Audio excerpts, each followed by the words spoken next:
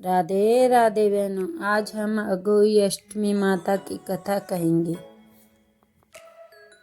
इस व्रत को महिलाएं करती हैं अपने पुत्र प्राप्ति के लिए और पुत्र की लंबी आयु के लिए इस व्रत को किया जाता है। इस व्रत को कार्तिक मास की अष्टमी तिथि को किया जाता है। सबसे पहले बहनों पटला बिछाएं। पटले पर एक पीला या लाल कलर का कपड़ा बिछाएं। पटले के सामने चौक पूरे फर्श पर 2 कलश लें, एक मिट्टी का एक स्टील का लोटा लें और कलश के ऊपर चावल रखें और गुड़ रखें और आटा रखें और कलश पर कलाया बांधें और लोटे पर भी कलाया बांधें। पटले पर अघोई माता की फोटो रखें। 5 कपड़े और 7 श्रृंगार का सामान मंजकर अपनी ननंद या सासू माँ को दे दें और नहीं तो फिर आप मंदिर में दान कर दो। हाथ में चावल के दाने लें और कहानी सुनें।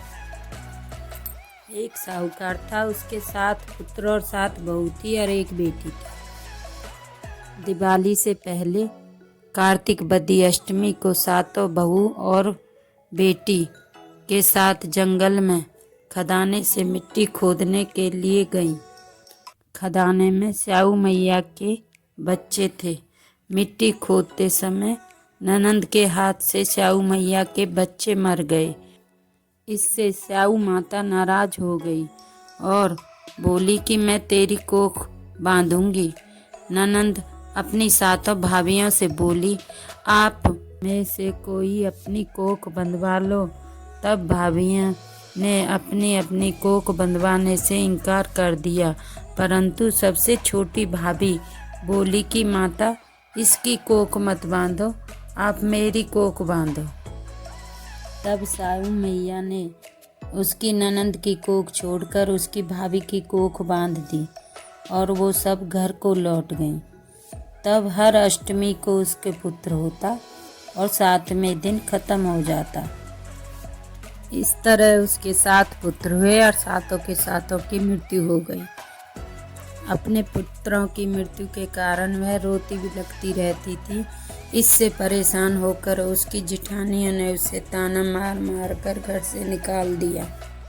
वह अपने पति के साथ खंडर मकान में जाकर रहने लगी। फिर उसने अष्टमी तिथि को अपने पुत्र को जन्म दिया। फिर स्याऊ मैया आई और बोली कि इस पुत्र को तू रख ले। तो वो बोली कि मैं इस पुत्र को क्या करूँगी जब मेरे 7 पुत्र आपने ले लिए हैं। तो ना तो मेरे पास घर है और ना मेरे पास वो 7 पुत्र हैं, इसका मैं क्या करूँ माँ।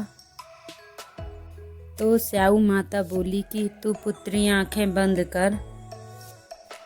उसने आंखें बंद करी और स्याऊ माता ने उसके 7 पुत्रों को लौटा दिया और टूटे खंडर को महल बना दिया।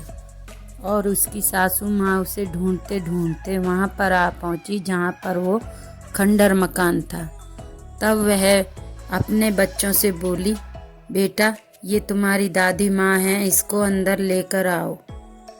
और उसकी सासू माँ बाहर आते जाते लोगों से पूछती है कि किसी ने मेरी बहू को देखा है, किसी ने मेरी बहू को देखा। इतने में ही बच्चे आ जाते हैं और कहते हैं, दादी माँ आपको मेरी माँ ने बुलाया है। वह बच्चों के साथ चली जाती है। वह महल को देखकर और अपनी बहू को और पोतों को देखकर वह चकित रह जाती है और अपनी बहू से पूछती है कि बेटी ये क्या हुआ। तब उसकी बहू बोलती है कि माँ ये तुम्हारी बेटी ने साऊ के बच्चे काट दिए थे, उसकी कोख बंधने की बजाय मैंने अपनी कोख बंधवाई थी, इसलिए हर साल साऊ मैया आती और मेरे बच्चों को ले जाती थी। आज भी साऊ मैया आई थी और मेरे बच्चे को लेने की बजाय वह कहने लगी कि इसको तू रख ले। तब मैंने उससे बोला इसका मैं क्या करूं। तब उसने उस टूटे खंडर को और महल बनाया और मेरे 7 पुत्रों को जीवित कर दिया। इस तरह उसकी सासू माँ प्रसन्न होती है और हलवाई बिठाती है और हलवा पूड़ी और पुए बनवाती है और गांव में कुनवारा पटवाती है। अघोई माता जिस तरह उसकी बहू पर प्रसन्न हुई है, उसी तरह सभी माता बहनों पर प्रसन्न हो। पहली आई काई की मतइयो, दूजी आई सबकी आइयो।